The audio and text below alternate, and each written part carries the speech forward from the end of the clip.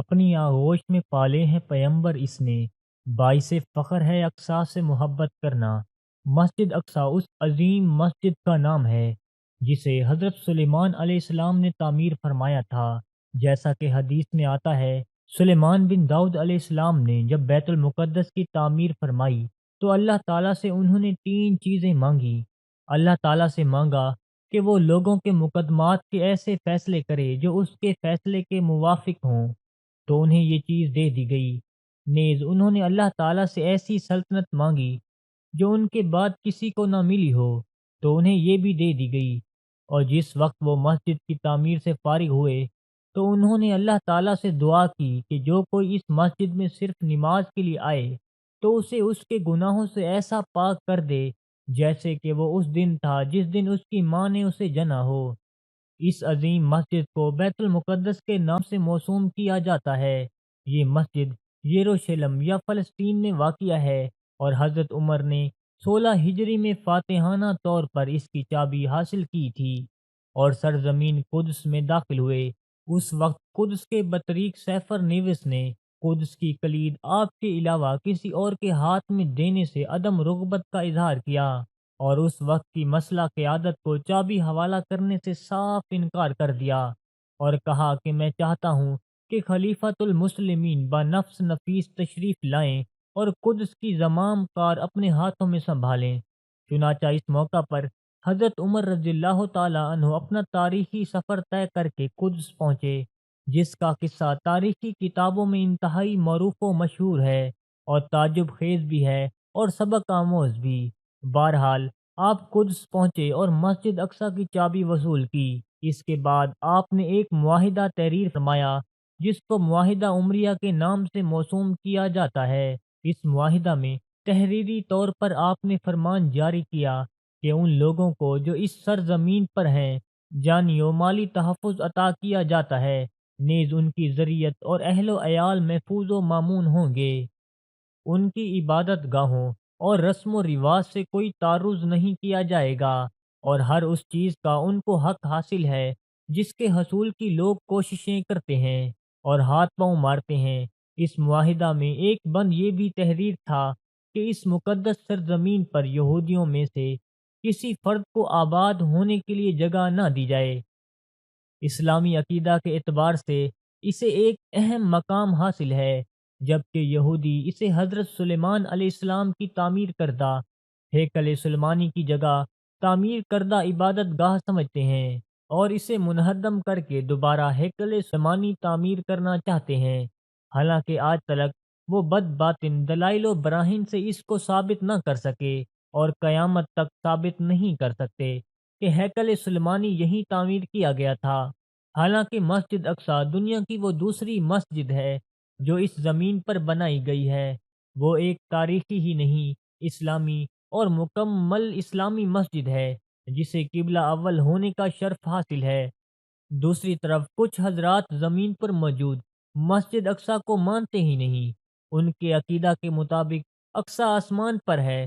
تیسری طرف مسلمانوں میں کچھ ایسے لوگ مل جائیں گے جو بیت المقدس کے اسلامی حقائق سے نہ صرف یہ کہ نہ آشنا ہیں، بلکہ معاذ اللہ وہ مسجد اقصی کو یہودیوں کا جائز حق مانتے ہیں۔ تف ہے ایسی بےہودہ عقلوں پر، اور افسوس ہے ایسے ناہنجاروں کی سوچ و فکر پر۔ اس لیے ہمیں مناسب معلوم ہوا کہ قبلہ اول مسجد اقصی کے حقائق و وقاع پر چند وضاحتیں تحریر میں لائی جائیں تاکہ مبادہ گم گشتہ راہ کو کچھ سامان ہدایت میسر ہو جائے۔ مسجد حرام کے قبلہ قرار دیے جانے سے پہلے مسلمان مسجد اقصی کی طرف رخ کر کے نماز پڑھا کرتے تھے، یعنی بیت المقدس قبلہ اول تھا، جیسا کہ اللہ تعالیٰ نے فرمایا جس قبلہ پر تم پہلے سے تھے اسے ہم نے صرف اس لیے مقرر کیا تھا کہ ہم جان لیں کہ رسول کا سچا تابعدار کون ہے اور کون ہے جو اپنی ایڑیوں کے بل پلٹ جاتا ہے۔ گویا یہ کام مشکل ہے، مگر جنہیں اللہ نے ہدایت دی ہے ان پر کوئی مشکل نہیں۔ اللہ تعالیٰ تمہارے ایمان ضائع نہ کرے گا، اللہ تعالیٰ تو لوگوں کے ساتھ شفقت اور مہربانی کرنے والا ہے۔ پھر بیت الحرام کی طرف قبلہ کا رخ موڑ دیا گیا، جیسا کہ حضرت برا بن عازب رضی اللہ تعالیٰ عنہ کی روایت میں موجود ہے۔ فرماتے ہیں رسول اللہ صلی اللہ علیہ وآلہ وسلم جب مدینہ تشریف لائے تو پہلے اپنے ننھیال کے یہاں اترے جو انصار تھے، اور وہاں آپ نے 16 یا 17 ماہ بیت المقدس کی طرف منہ کر کے نماز پڑھی، اور آپ کی خواہش تھی کہ آپ کا قبلہ بیت اللہ کی طرف ہو۔ جب بیت اللہ کی طرف نماز پڑھنے کا حکم ہو گیا تو سب سے پہلی نماز جو آپ صلی اللہ علیہ وآلہ وسلم نے بیت اللہ کی طرف پڑھی عصر کی نماز تھی۔ وہاں آپ صلی اللہ علیہ وآلہ وسلم کے ساتھ لوگوں نے بھی نماز پڑھی۔ پھر آپ کے ساتھ نماز پڑھنے والوں میں سے ایک آدمی نکلا اور اس کا مسجد بنی ہارثہ کی طرف گزر ہوا تو وہ لوگ رکوع میں تھے۔ وہ بولا کہ میں اللہ کی گواہی دیتا ہوں کہ میں نے رسول اللہ صلی اللہ علیہ وآلہ وسلم کے ساتھ مکہ کی طرف منہ کر کے نماز پڑھی ہے۔ یہ سن کر وہ لوگ اسی حالت میں بیت اللہ کی طرف گھوم گئے، اور جب رسول اللہ صلی اللہ علیہ وآلہ وسلم بیت المقدس کی طرف منہ کر کے نماز پڑھا کرتے تھے تو یہود اور عیسائی خوش ہوتے تھے، مگر جب آپ صلی اللہ علیہ وآلہ وسلم نے بیت اللہ کی طرف منہ پھیر لیا تو انہیں یہ امر ناگوار محسوس ہوا۔ اس دوران نبی کریم صلی اللہ علیہ وآلہ وسلم کی خواہش تھی کہ قبلہ کا رخ بدل دیا جائے اور قبلہ مسجد حرام کی طرف پھیر دیا جائے۔ اللہ تعالیٰ نے اس کا نقشہ کچھ یوں کھینچا ہے، ارشاد ربانی ہے: ہم آپ کے چہرے کو بار بار آسمان کی طرف اٹھتے ہوئے دیکھ رہے ہیں، اب ہم آپ کو اس قبلہ کی جانب متوجہ کریں گے جس سے آپ خوش ہو جائیں۔ آپ اپنا منہ مسجد حرام کی طرف پھیر لیں، اور آپ جہاں کہیں ہوں اپنا منہ اسی طرف پھیرا کریں۔ مسجد اقصیٰ دنیا کی ان عظیم ترین مساجد میں سے دوسری مسجد ہے جسے دوسرے نمبر پر بنایا گیا۔ جب آپ صلی اللہ علیہ وآلہ وسلم سے حضرت ابو ذر رضی اللہ تعالی عنہ نے عرض کیا: اے اللہ کے رسول صلی اللہ علیہ وآلہ وسلم، زمین میں سب سے پہلے کون سی مسجد بنائی گئی؟ آپ صلی اللہ علیہ وآلہ وسلم نے فرمایا: مسجد حرام۔ میں نے عرض کیا: پھر اس کے بعد کون سی؟ آپ صلی اللہ علیہ وآلہ وسلم نے فرمایا: مسجد اقصیٰ۔ میں نے عرض کیا: ان دونوں مسجدوں کے درمیان کتنا فاصلہ ہے؟ آپ صلی اللہ علیہ وآلہ وسلم نے فرمایا: 40 سال۔ پھر آپ صلی اللہ علیہ وآلہ وسلم نے فرمایا: جہاں نماز کا وقت ہو جائے وہیں نماز پڑھ لو، وہی مسجد ہے۔ مسجد اقصیٰ ان 3 مساجد میں سے ایک ہے جس کی طرف بغرض عبادت سفر کر کے جانا جائز ہے، ورنہ ان 3 مساجد کے علاوہ دنیا میں کوئی جگہ ایسی نہیں ہے جس کے لیے بغرض عبادت سفر کیا جا سکتا ہے، جیسا کہ نبی کریم صلی اللہ علیہ وآلہ وسلم نے فرمایا: کجاوے صرف 3 مساجد کے لیے کسے جائیں گے، یعنی سفر کیا جائے گا: مسجد حرام، مسجد نبوی اور مسجد اقصیٰ۔ مسجد اقصیٰ میں نماز پڑھنے کا ثواب 500 کی نماز کے برابر ہے، جیسا کہ نبی کریم صلی اللہ علیہ وآلہ وسلم نے فرمایا: مسجد حرام میں نماز پڑھنے کا ثواب 1,00,000 کے برابر، مسجد نبوی میں 1000 کے مساوی، جبکہ بیت المقدس میں 500 کے برابر ثواب ہے۔ نیز حضرت ابو ذر رضی اللہ تعالی عنہ فرماتے ہیں: ہم لوگ رسول اللہ صلی اللہ علیہ وآلہ وسلم کے پاس بیٹھے یہ گفتگو کر رہے تھے کہ مسجد نبوی افضل ہے یا مسجد بیت المقدس، تو آپ صلی اللہ علیہ وآلہ وسلم نے ارشاد فرمایا: میری اس مسجد میں ایک نماز بیت المقدس میں پڑھی گئی 4 نمازوں کے برابر ہے۔ ہاں، وہ نماز پڑھنے کی بہترین جگہ ہے، اور وہ وقت قریب ہے کہ ایک مومن کے لیے اتنی جگہ بھی ملنا مشکل ہوگا کہ وہ وہاں سے بیت المقدس کو دیکھ لے۔ اگر صرف اتنی جگہ بھی مل گئی تو وہ اس کے نزدیک دنیا اور دنیا کی تمام چیزوں سے بہتر ہوگا۔ اس حدیث کی روشنی میں مسجد اقصیٰ میں نماز پڑھنے کا ثواب 250 بنتا ہے۔ مسجد اقصیٰ کو اللہ رب العالمین نے مبارک، متبرک اور قابل تقدس قرار دیا ہے۔ اللہ تعالیٰ نے فرمایا: پاک ہے وہ اللہ تعالیٰ جو اپنے بندے کو رات ہی رات مسجد حرام سے مسجد اقصیٰ تک لے گیا، جس کے آس پاس ہم نے برکت دے رکھی ہے، اس لیے کہ ہم اسے اپنی قدرت کے بعض نمونے دکھائیں۔ یقیناً اللہ تعالیٰ ہی خوب سننے والا، دیکھنے والا ہے۔ اللہ تعالیٰ نے اس کے گرد برکتیں ڈالی ہیں۔ اس کا ایک مطلب تو یہ ہے کہ وہاں باشندگان ان کے معاش و معیشت، رہن سہن، ان کے کھیتی باڑی اور ان کے روزی رزق میں برکتیں دی ہیں، اور دوسرا مفہوم یہ ہے کہ وہاں انبیاء اور بزرگان دین کا مسکن رہا ہے۔ حضرت معاذ نبی اکرم صلی اللہ علیہ وآلہ وسلم سے بیان کرتے ہوئے فرماتے ہیں کہ اللہ تعالیٰ فرماتا ہے، اے شام، تو میری چنندہ شہروں میں سے ہے، اور میں تمہاری طرف اپنے چنندہ اور نیک بندوں کو لے کر آؤں گا۔ یہی وجہ ہے کہ صحابہ کرام کی ایک جمع غفیر نے وہاں اقامت اختیار فرمائی، جن میں حضرت ابو عبیدہ بن جرح اور حضرت بلال موذن رسول صلی اللہ علیہ وآلہ وسلم بھی ہیں، جنہوں نے مسجد نبوی میں اس وقت تک اذان دینے سے انکار کر دیا تھا جب تک بیت المقدس فتح نہ ہو جائے، اور بہت سے صحابہ کرام نے وہاں مدفون ہونے کی وصیت بھی فرمائی تھی، اور حضرت عمر بن خطاب، ابو عبیدہ بن جرح، عمرو بن عاص، خالد بن ولید جیسے جلیل القدر صحابہ وہاں تشریف لے گئے تاکہ نبی کریم صلی اللہ علیہ وآلہ وسلم کی طرف سے بیان کردہ فضائل کو حاصل کر سکیں، اور تابعین اور فقاہ اسلام میں سے بہت وہاں تشریف لے گئے ہیں۔ ارض فلسطین کو عمومی طور پر اور اقصی کو خصوصی طور پر اللہ تعالیٰ نے مبارک قرار دیا ہے۔ اللہ تعالیٰ نے فرمایا، اور ہم نے ابراہیم اور لوط کو بچا کر اس زمین کی طرف لے چلے، اس میں ہم نے تمام جہاں والوں کے لیے برکت رکھی تھی۔ اس سے بھی مراد اکثر مفسرین کے نزدیک ملک شام ہے، جسے شادابی اور پھلوں اور نہروں کی کثرت نیز انبیاء کرام علیہ السلام کا مسکن ہونے کے لحاظ سے ببرکت کہا گیا ہے۔ یہاں بھی برکتوں والی بستیوں سے مراد شام اور بیت المقدس کی بستیاں ہیں۔ نیز فرمایا، ہم نے تند و تیز ہوا کو سلیمان علیہ السلام کے تابع کر دیا، جو اس کے فرمان کے مطابق اس زمین کی طرف چلتی تھی جہاں ہم نے برکت دے رکھی تھی۔ نیز ایک اور جگہ ارشاد باری تعالیٰ ہے، اے میری قوم والو، اس مقدس زمین میں داخل ہو جاؤ جو اللہ تعالیٰ نے تمہارے نام لکھ دی ہے، اور اپنی پشت کے بل روح گردانی نہ کرو کہ پھر نقصان میں جا پڑو۔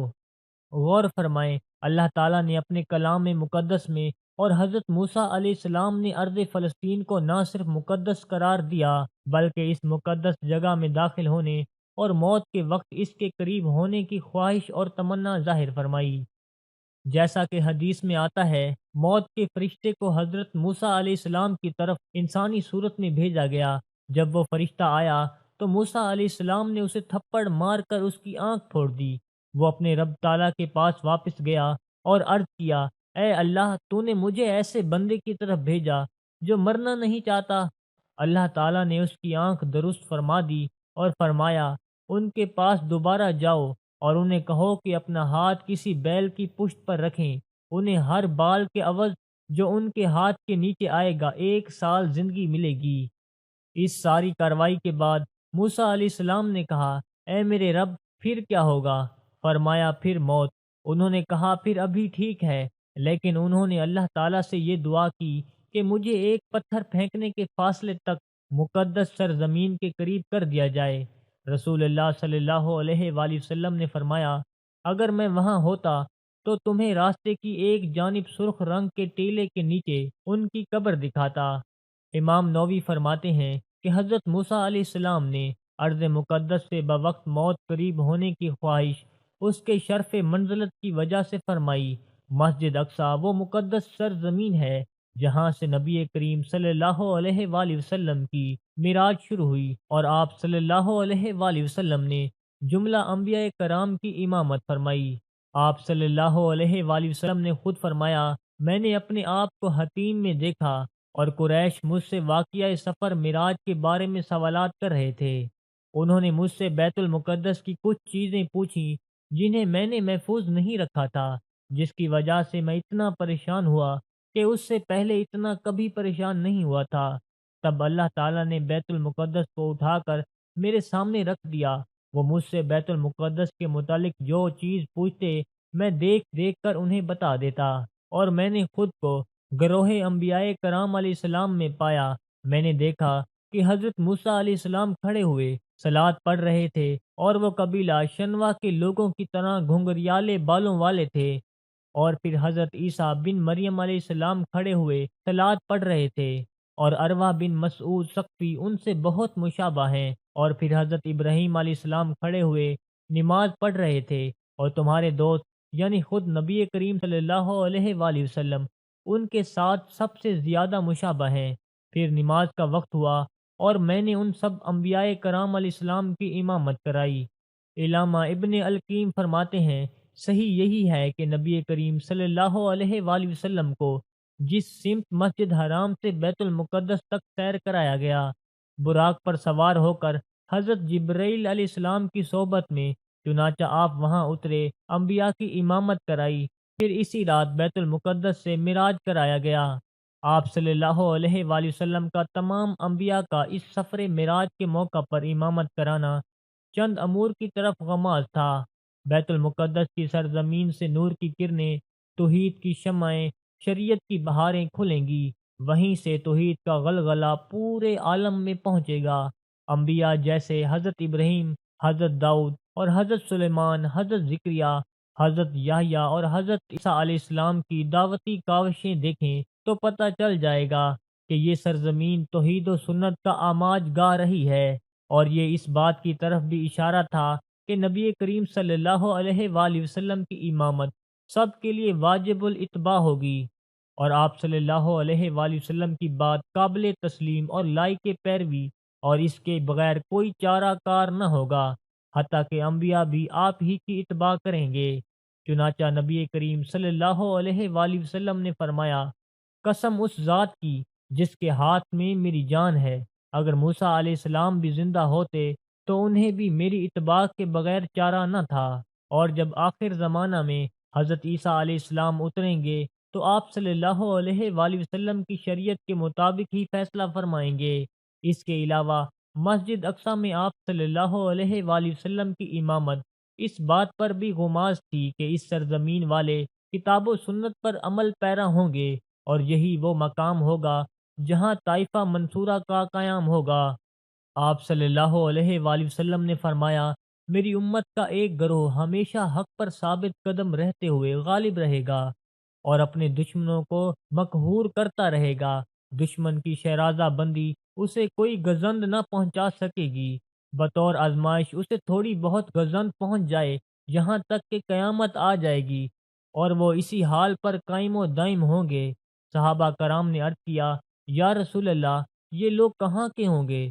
تو نبی کریم صلی اللہ علیہ وآلہ وسلم نے جواب دیا، یہ لوگ بیت المقدس کے باشندے ہوں گے، یا بیت المقدس کے اطراف و اکناف میں ہوں گے، اور اسی لیے نبی کریم صلی اللہ علیہ وآلہ وسلم نے وہاں کی صالحیت کو معیار قرار دیا۔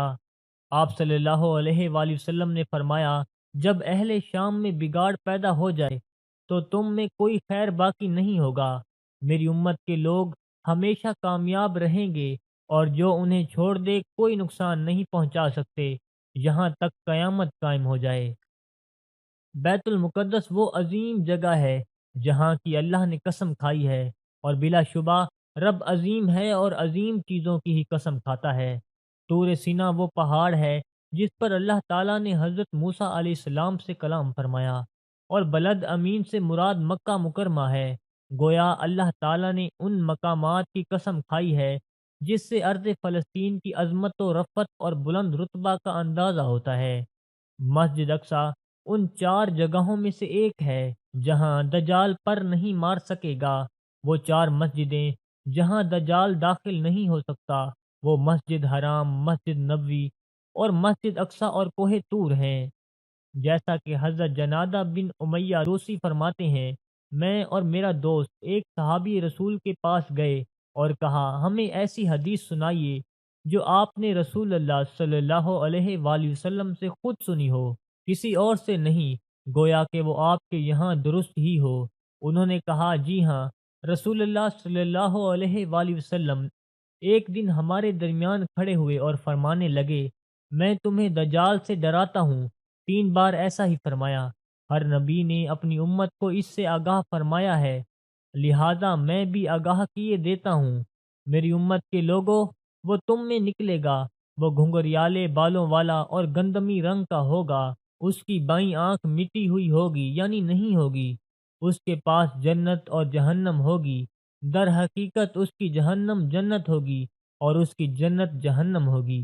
اس کے پاس پانی کی نہر اور روٹیوں کا پہاڑ ہوگا، اسے اتنی طاقت و قوت دے دی جائے گی کہ ایک جان کو قتل کر کے اسے زندہ بھی کر سکے گا۔